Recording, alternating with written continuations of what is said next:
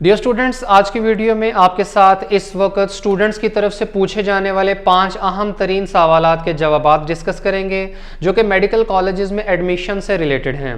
One by one in तमाम questions को discuss करने से इंशाल्लाह आपकी सारी कन्फ्यूजन्स दूर हो जाएंगी।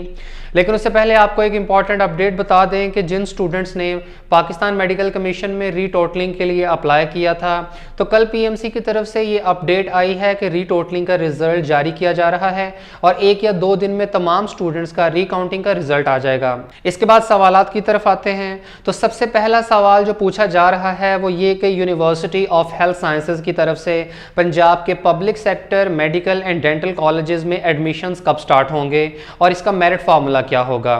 तो यूनिवर्सिटी ऑफ हेल्थ साइंसेज की तरफ से एडमिशन से रिलेटेड समरी पंजाब गवर्नमेंट को भिजवा दी गई है और इसकी अप्रूवल के आते ही एडमिशन्स का नोटिफिकेशन जारी कर दिया जाएगा। और वैसे भी पाकिस्तान मेडिकल कमीशन की तरफ से पाकिस्तान के तमाम public sector medical and dental colleges में एडमिशन के लिए एप्लीकेशन डेडलाइन 22 जनवरी सेट की गई है और तमाम प्रोविंसेस की एडमिटिंग यूनिवर्सिटीज़ को इस डेडलाइन के मुताबिक एडमिशन्स कंप्लीट करने हैं। इसलिए यूएचएस भी बहुत जल्द एडमिशन स्टार्ट कर देगी और 22 जनवरी तक एप्लीकेशंस कंप्लीट कर ली जाएंगी। मेरिट कैलकुलेशन फार्मूला अभी तक फाइनलाइज नहीं हो सका है और ये तब ही कंफर्म होगा जब एडमिशंस का ऑफिशियल नोटिफिकेशन आएगा। उम्मीद की जा सकती है कि मेरिट फार्मूला में मैट्रिक 10%, एफएससी 40% और एंट्री टेस्ट 50% की वेटेज होगी, क्योंकि केपीके और सिंध में भी यही मेरिट फार्मूला रखा गया है। लेकिन एफएमडीसी और आर्मी मेडिकल कॉलेज में एडमिशंस ओपन होने के बाद मेरिट फार्मूला में 50% वेटेज एफएससी की और 50% एंट्री टेस्ट की रखी गई है, जिससे कुछ डाउट्स पैदा हो गए हैं कि अब पता नहीं यूएचएस क्या फार्मूला अडॉप्ट करती है।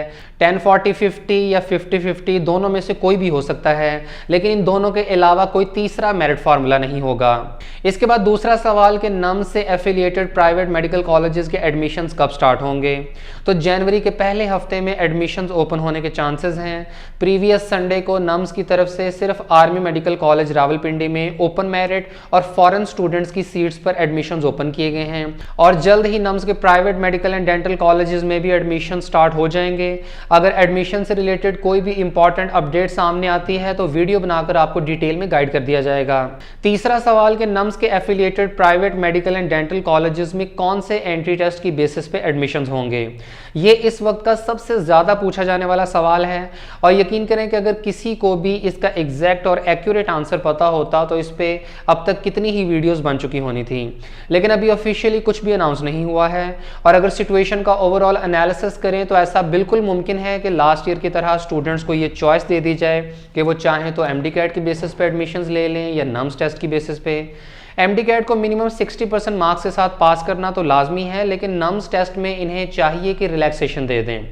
जिस तरह आर्मी मेडिकल कॉलेज रावलपिंडी के एडमिशन्स ओपन होने पर एलिजिबिलिटी क्राइटेरिया में नेशनल एमडी कैट को 60% मार्क्स के साथ पास करना और नम्स एंट्री टेस्ट में सिर्फ अपीयर होना लाजमी करार दिया गया है। यानी नोटिफिकेशन में कहीं भी ये मेंशन नहीं किया गया कि नम्स टेस्ट भी 60% मार्क्स के साथ पास करना लाजमी है, बल्कि सिर्फ अपीयर होने का कहा गया है। इसी तरह हो सकता है कि नम्स के private medical and dental colleges में भी एलिजिबिलिटी क्राइटेरिया में कोई नरमी रख दी जाए। और सीएमएच लाहौर मेडिकल कॉलेज से कॉन्टैक्ट करने पर यह इंफॉर्मेशन मिली है कि 1 वीक तक एडमिशन्स ओपन हो जाएंगे और बहुत चांसेस हैं कि स्टूडेंट्स को लास्ट ईयर की तरह दोनों एंट्री टेस्ट यानी एमडी कैट और नम्स टेस्ट की बेसिस पे एडमिशन्स की इजाज़त हो। लेकिन वो भी अभी तक नम्स की तरफ से डिटेल्ड पॉलिसी का इंतजार कर रहे हैं और एक्सपेक्टेड मेरिट फार्मूला 50% एफएससी और 50% एंट्री टेस्ट है। एडमिशन्स नम्स के थ्रू ही होंगे और जो ये कहा जा रहा है कि नम्स के प्राइवेट कॉलेजेस अपने एडमिशन्स खुद करेंगे, तो ऐसा नहीं होगा।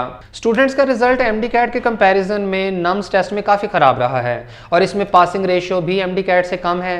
तो अगर प्राइवेट मेडिकल कॉलेजेस में नम्स टेस्ट को पास करने की शर्त रखी गई और सिर्फ नम्स टेस्ट की बेसिस पर एडमिशन किए गए तो नंबर ऑफ एप्लीकेंट्स बहुत कम हो जाएंगे और मेरिट बहुत ज़्यादा ड्रॉप कर जाएगा, या हो सकता है कि सीट्स खाली बच जाएं, क्योंकि यही सूरत हाल पीएमसी के थ्रू एडमिशन करने वाले private medical and dental colleges का भी है कि फ़ी स्ट्रक्चर में इजाफे और एमडी कैट में पासिंग मार्क्स 60% होने की वजह से बहुत से प्राइवेट मेडिकल कॉलेजेस की सीट्स खाली रह जाएंगी। और यही वजह है कि स्टूडेंट्स के साथ साथ प्राइवेट मेडिकल कॉलेजेस की तरफ से भी पीएमसी के ऊपर ये दबाव डाला जा रहा है कि एमडी कैट की पासिंग परसेंटेज 60% से कम करके 50% कर दी जाए। और ऐसा होने के बिल्कुल भी कोई चांसेस नहीं है अनटिल के किसी हाई कोर्ट की तरफ से पीएमसी को इसका ऑर्डर जारी कर दिया जाए। इसलिए नम्स को भी चाहिए कि अपने एफिलिएटेड प्राइवेट मेडिकल कॉलेजेस में एडमिशन्स के लिए दोनों एंट्री टेस्ट अलाउ कर दें। वैसे इसके मोर देन 80% चांसेस हैं कि स्टूडेंट्स MD कैट की बेसिस पे भी एडमिशन ले सकेंगे, लेकिन फिलहाल आप स्टूडेंट्स को कुछ दिन इंतजार करना होगा। चौथा सवाल कि क्या किसी दूसरे प्रोविंस के मेडिकल कॉलेजेस में एडमिशन लिया जा सकता है?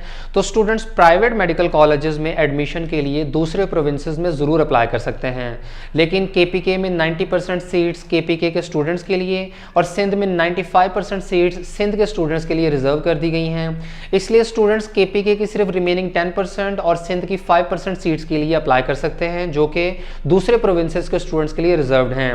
जबकि गवर्नमेंट मेडिकल कॉलेजेस में किसी दूसरे प्रोविंस के मेडिकल कॉलेजेस में एडमिशन के लिए डायरेक्ट अप्लाई नहीं किया जा सकता, और अगर वहां कोई रिजर्व्ड या रेसिप्रोकल सीट्स अवेलेबल हों तो उनमें अपनी एडमिटिंग यूनिवर्सिटी के थ्रू ही अप्लाई किया जा सकता है।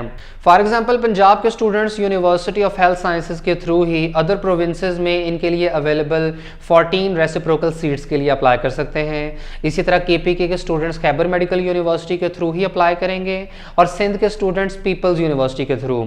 पंजाब के स्टूडेंट्स UHS में एप्लीकेशन फॉर्म फिल करते हुए पंजाब के 17 मेडिकल कॉलेजेस और 3 डेंटल कॉलेजेस के साथ अदर प्रोविंसेस के 5 मेडिकल कॉलेजेस के नाम भी लिख सकते हैं जहां रेसिप्रोकल सीट्स अवेलेबल हैं।